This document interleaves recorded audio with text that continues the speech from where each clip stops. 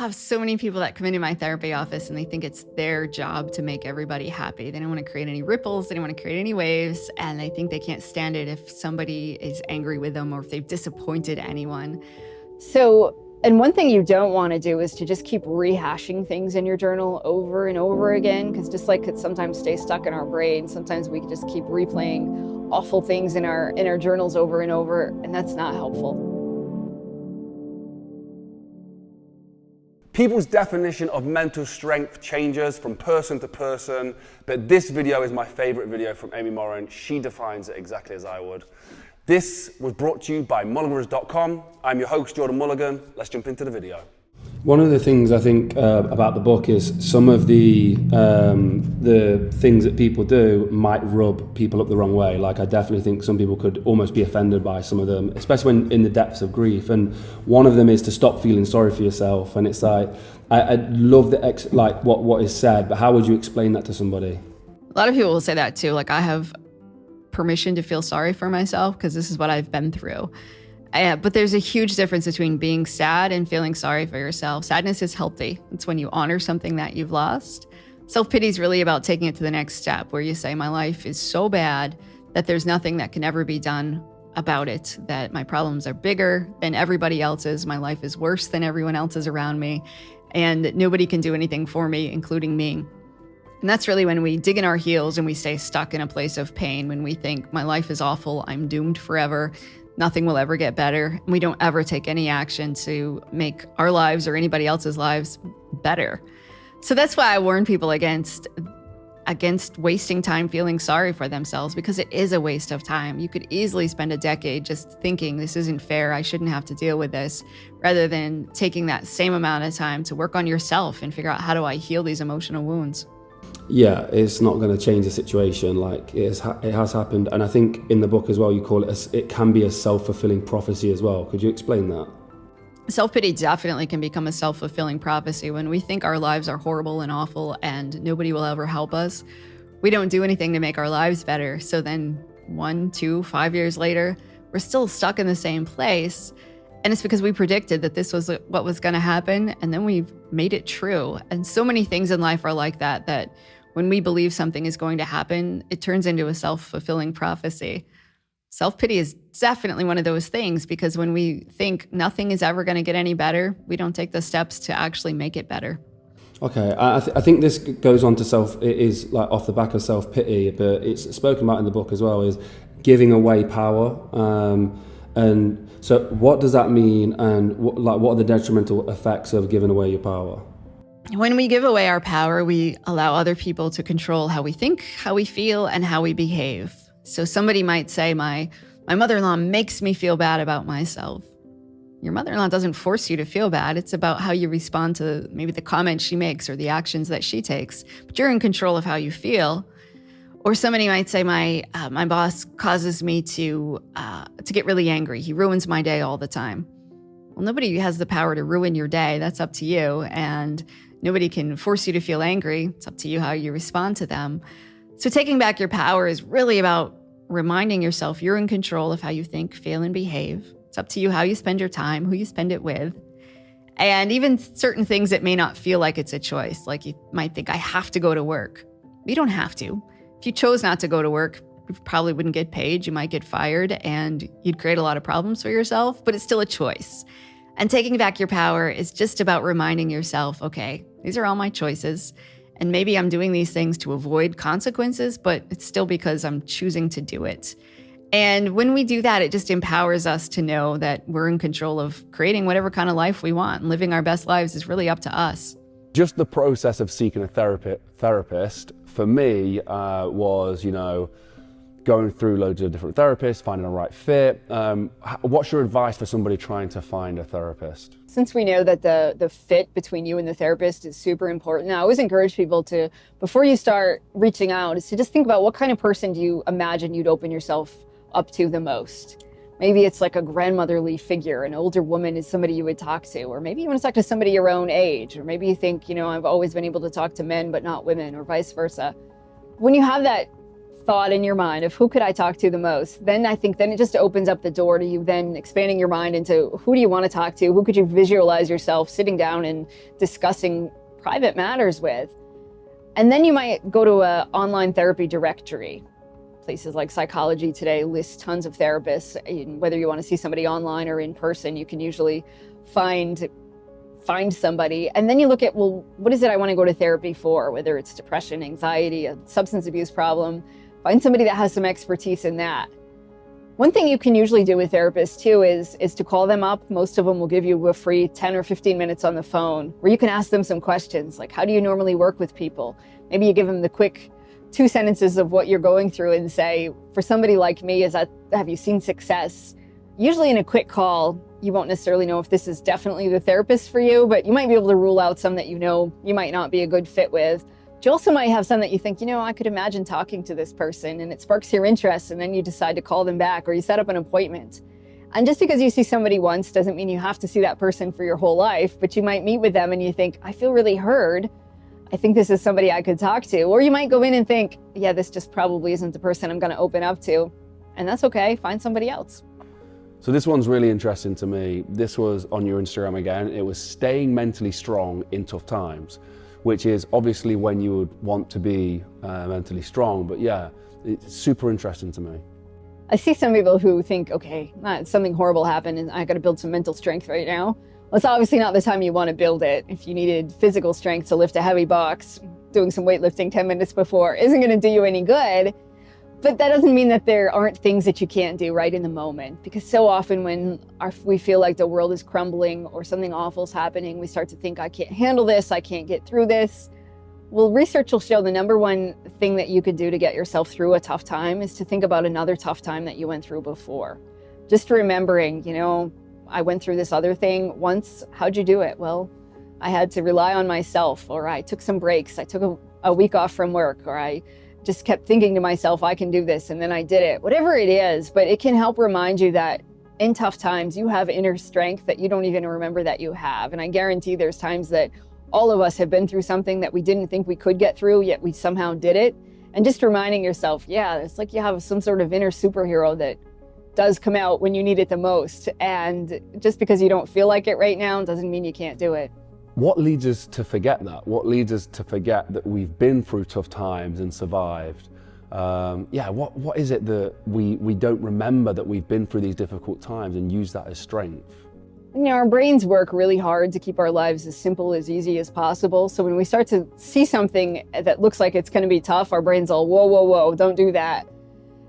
And then when we go through tough times that we can't control, when horrible things happen, our brains just are like, no, you can't do this. This hurts too much. It's just a protective mechanism because your brain doesn't want you to have any sort of physical or emotional hurt. So it's trying to protect you by saying, you can't do this. This isn't going to work out. And it wants you to do everything you can to stay safe. But the reality is sometimes we don't have a choice. We go through something awful and you have to keep going anyway. Strategies to become mentally stronger. So mental strength's all about the way you think, feel, and behave. So there's lots of things you can do to improve the way that you think. Because again, our brains lie to us. It will tell you that you can't do something that you can. So sometimes it's about proving your brain wrong. I like to go running every day. And when I do, my brain, I do a timed mile. 3/4 in, my brain always says, you can't possibly finish this race. So I always try to step it up at that moment to prove to my brain, no, I can run faster than you think. You underestimate me. And sometimes it's about just testing some of our beliefs. When we think we aren't good enough, we can't possibly do something, step back and say, what's the evidence? And you can train your brain to think differently over time. And then the second part's about our emotions. Sometimes we think I can't handle being sad, or anxiety is intolerable, and we start making really unhealthy choices when those feelings crop up. So it's about learning new coping strategies. It's about tolerating our emotions when we can, about knowing though that we don't have to just let ourselves feel whatever it is we feel when it's not serving us well. If you're so sad you can't get out of bed for 3 weeks, you might have to push yourself to get up. And it's about knowing the difference between that sometimes it's about caring for yourself, but sometimes it's about pushing yourself. And then it's about the action that we take.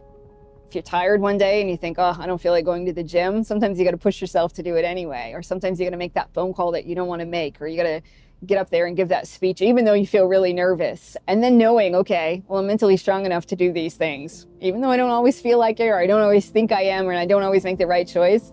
Plenty of choices moving forward. And when we do that, we just give ourselves more confidence to know, okay, I'm ready. I can handle whatever life's going to throw my way. Becoming mentally strong, I think you have things that happen to you and things that you decide to do. And in life, things happen to everybody. It's almost inevitable to go through life without something really tough happening, whether it's illness or the death of a loved one. Naturally, that happens at the end of life, but we do usually find that people will go through it throughout their lives.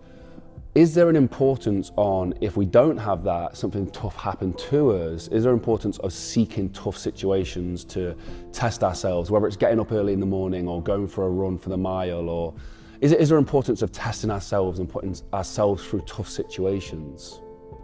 It's important to do hard things in general. So to challenge ourselves sometimes to do something that we didn't think we could can help us see, okay, maybe I'm more capable, maybe I'm more competent than I thought that I was. But I'm not a fan of saying that we should just toughen ourselves up for no real reason, or that we have to be exposed to awful things. We have this idea sometimes that what doesn't kill you makes you stronger. That's not actually true. A lot of people are traumatized by horrible things that happen to them, and they don't necessarily emerge stronger.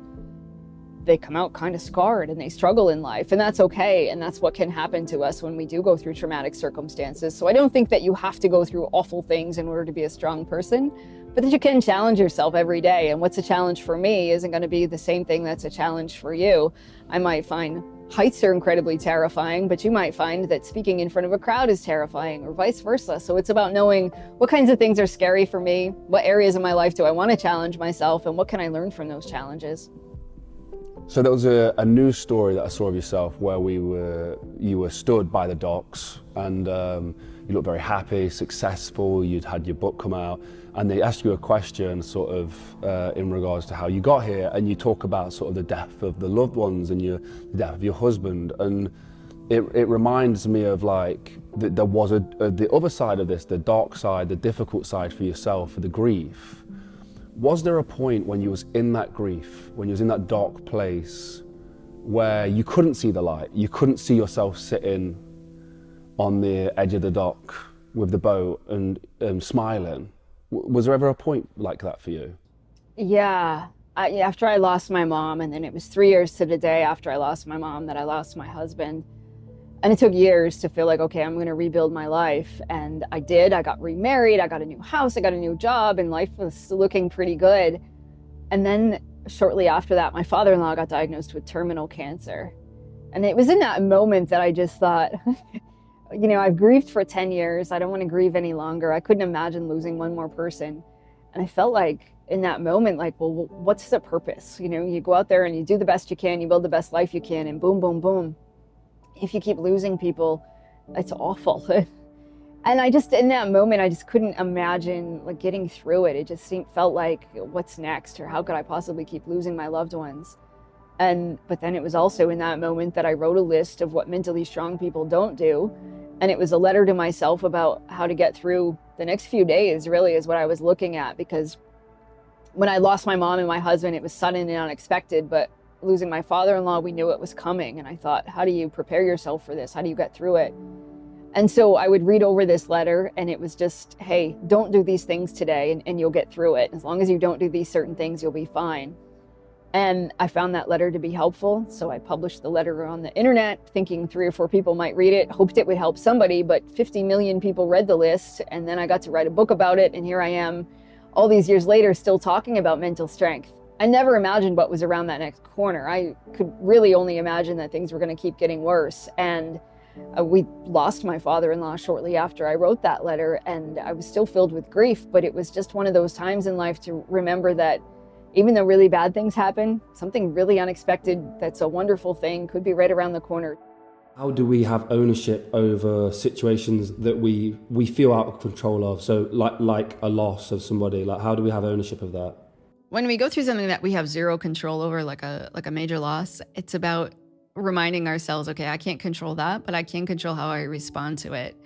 And taking back your power might be about saying, here's what I'm going to do with my life now. I'm going to make some changes. I'm going to go do something different. Maybe it empowers you to take better care of your health, or maybe it empowers you to spend more time with your loved ones, or to create some changes in terms of how you spend your money or how much time you spend working.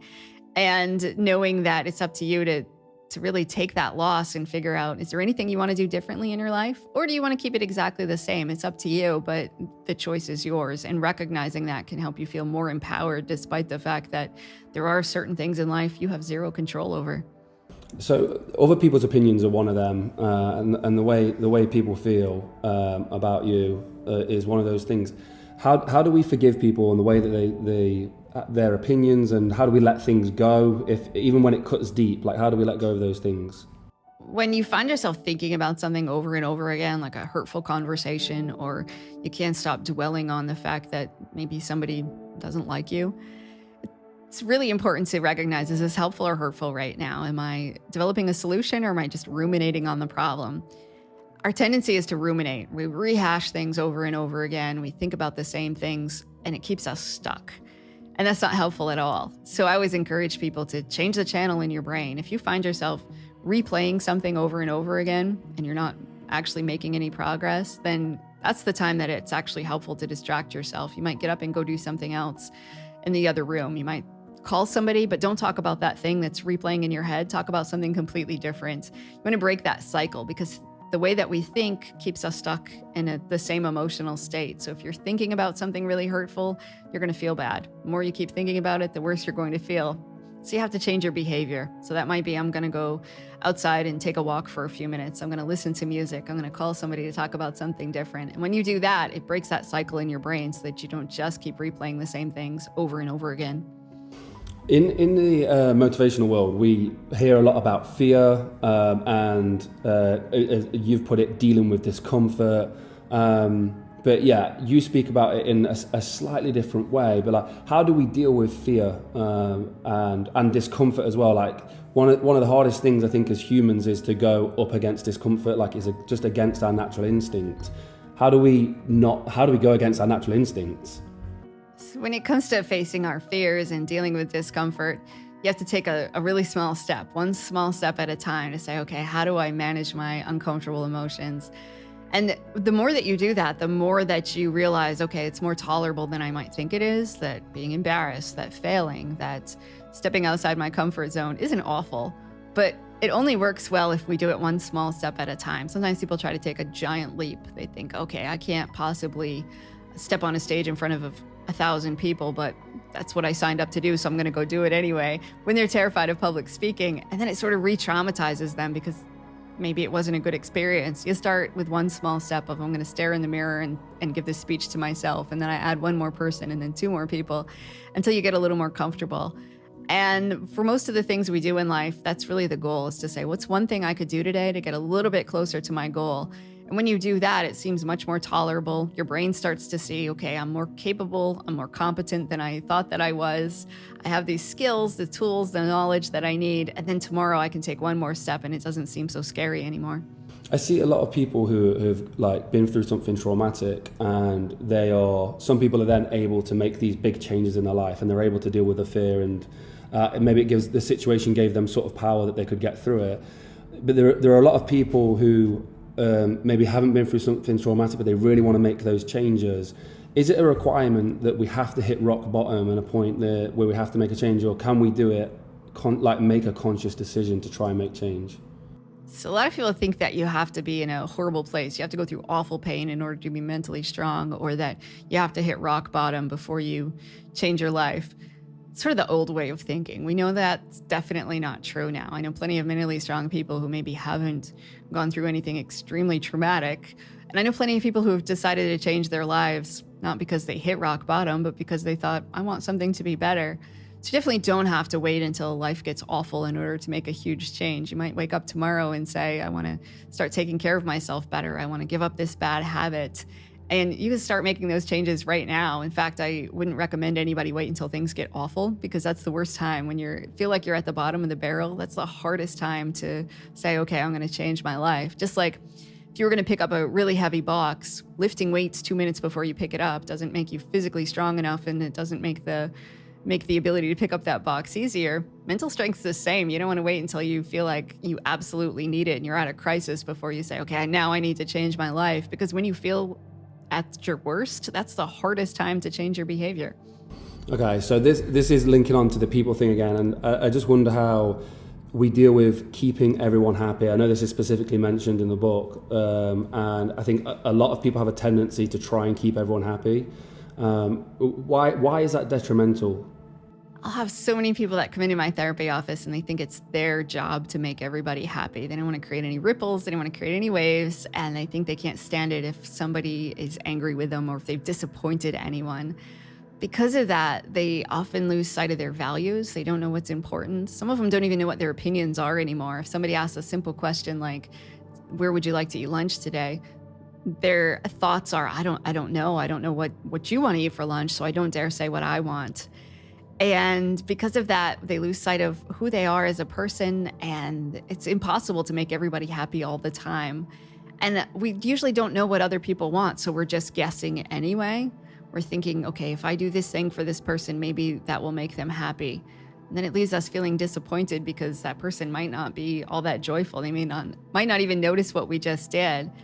So it's really important for us to know, what are my values? What are my goals in life? And not everybody has to be on the same page. If somebody else isn't in line with what your priorities are, that's okay. But as long as you really know what's important to you, it won't matter quite as much about what other people think. So journaling has been a massive thing for myself. So I will take my journal and write down how I feel, how I thought for the day, if something made me emotional, if something came to my mind that I've remembered.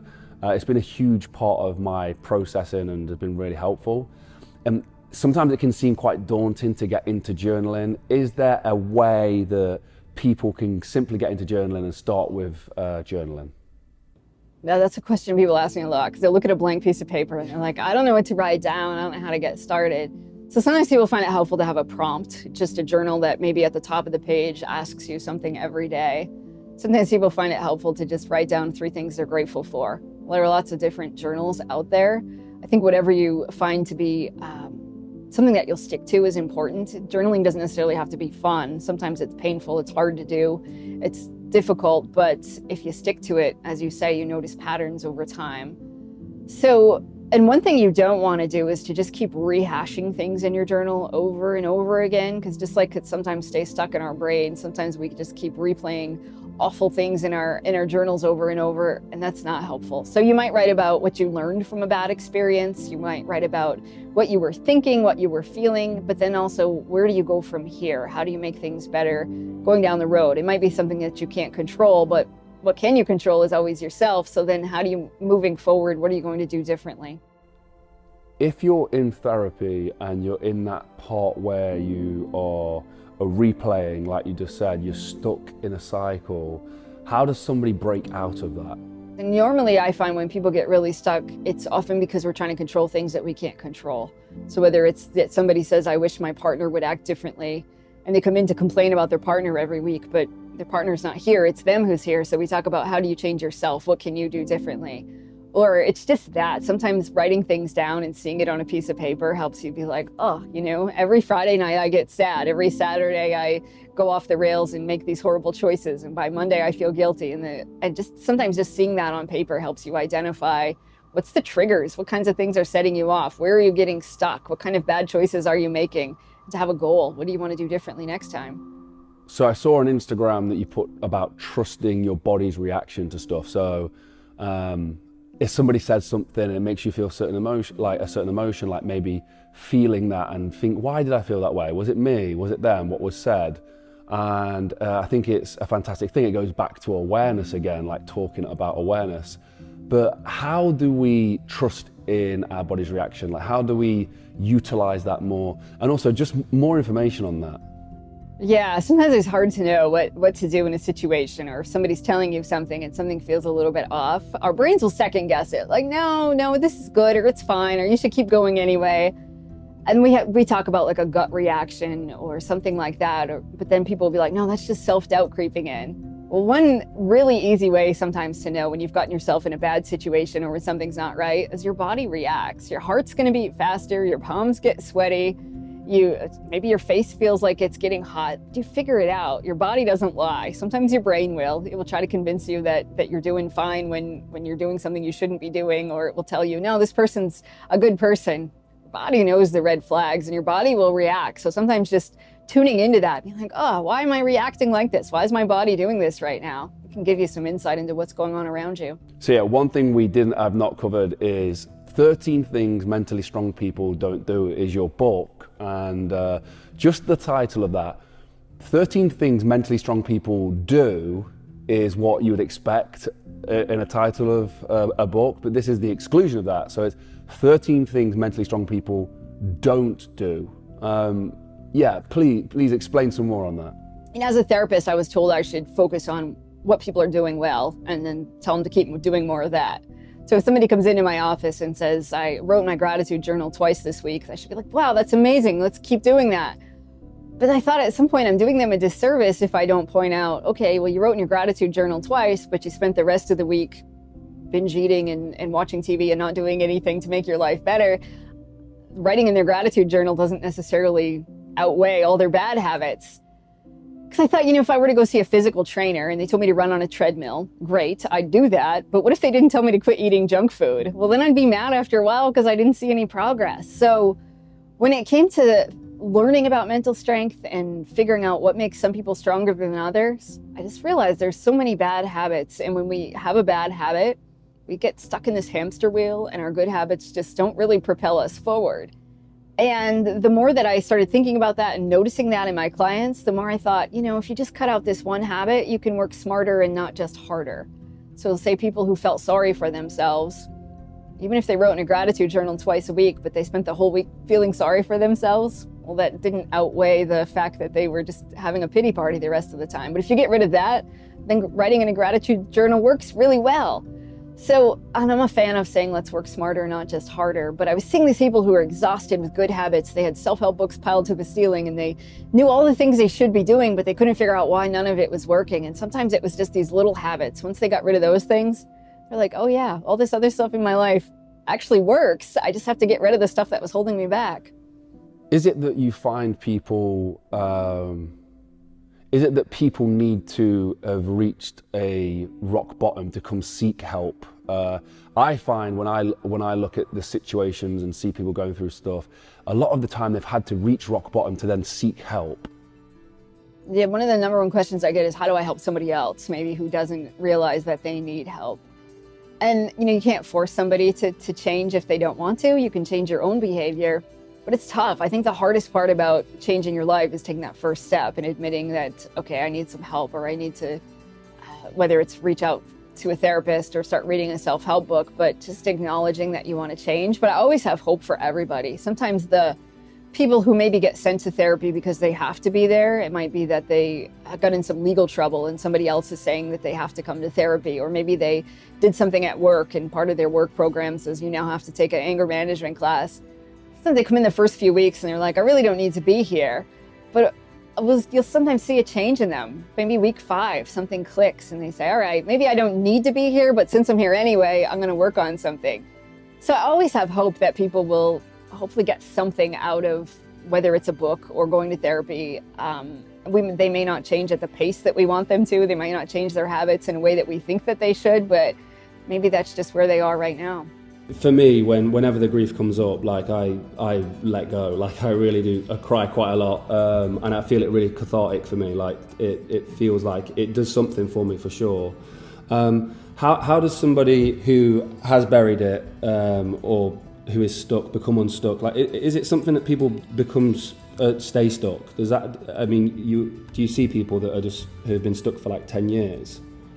I see a lot of people who've been stuck for years, sometimes decades, and they can't talk about it. They still can't talk about the person that they lost. They can't talk about their experience because it's too painful. And so they go to such great lengths trying to avoid anything that reminds them of the tough things that it starts to affect their life, that they can't go to certain places or they can't eat certain foods. They can't talk to certain people because it reminds them of the pain. And that's a definite sign that they haven't dealt with it, that they're still putting in all of their energy and effort in trying to avoid it rather than work through it. And it will crop up at weird times, certain things. Their emotions will be out of proportion to what they're experiencing. They might get really sad about something, a movie that they're watching, but really the sadness is because it's lurking because they haven't dealt with their pain yet, or they get really angry over little things. Well, it's because they haven't dealt with the anger that they feel that this happened. So our emotions are going to come out one way or another, and if we don't find healthy outlets like talking about it, journaling, reading, figuring out how do you meditate, how do you do yoga, going to therapy, all of those things help. But if we don't do any of those healthy things, then we often develop some pretty unhealthy coping strategies that keep us stuck, that give us maybe momentary pleasure like eating too much or drinking too much, but then in the end it creates a lot of bigger problems in our lives. Yeah, so what are some of the ways that you'll see typically people manifest by who aren't dealing with grief or dealing with a situation? How does it manifest in an average person's life? So people who don't deal with grief tend to develop some pretty unhealthy habits that might include anything from a phone addiction, because that's a great distraction. Whenever you're sad, whenever you're lonely, maybe they're just constantly scrolling through social media or always texting people, talking to everyone they can just to avoid the uncomfortable thoughts in their heads. When people don't deal with grief, they also usually struggle to sleep because that's the only time of day maybe that it's quiet and their brains are trying to work through things that they haven't addressed yet. So I'll see people that will sleep with the TV on, people that sleep with radio. They need constant noise around them because they're scared to be alone with their thoughts. And then during the day, a lot of times people need that too, that they can't sit in silence or be by themselves for a few minutes because it's too scary, it's too uncomfortable. At other times, people, again, they turn to food. They might eat too much to try to stuff their feelings, literally stuff them. Other people might drink too much because it temporarily numbs the pain. Other people tend to turn to drugs. Sometimes people even turn to what looks like a really healthy habit on the outside. So it might be that they turn to fitness and then they start working out almost constantly, every spare second that they have. And from the outside, people might think, wow, that person's really self-disciplined. But on the inside, the person might be in a lot of pain, and that just serves as a wonderful distraction from the pain because they always feel like they're doing something rather than dealing with their emotional pain. It's almost like they're putting their bodies through these physical trials and tests as a way to prove that they're good enough, that they're worthy enough, that they're able to still function in a almost social acceptable way to do it. So almost anything can become an unhealthy coping skill if we do it to excess, and it keeps us from avoiding the pain in the long term. Thank you so much to Amy for giving her day and allowing us to do this interview and speaking to us about this. Amy is the author of the book, 13 Things Mentally Strong People Don't Do, one of the New York Times best-selling books, sold millions and millions of copies worldwide. She is the best person to talk about this. And for me, mental strength is so important for success, for anything we do in life. Mental strength is so important. So I hope you gained something from this video from Amy. If you did, you can get her book with a link in the description, free of charge from audible.com, or go follow Amy on Instagram. Both free resources and both incredible resources for this kind of stuff. So thank you to Amy. Today's video was brought to you by Mulliganbrothers.com, where you can now buy the new gym series. The Rise and Grind t-shirts are out. Hardest Work in the Room hoodie vests. The new book is out as well. It is linked down below. Thank you so much for the support with the new clothing line. It's been amazing. You've keeping our staff busy, so thank you so much. It's been amazing, and you make this all possible. So again, thank you. If you want to see how I rise and grind, head over to Instagram @JordanMulliganBrother and see what I get up to on a day-to-day basis. But guys, thank you for being a part of the Inspired Change movement.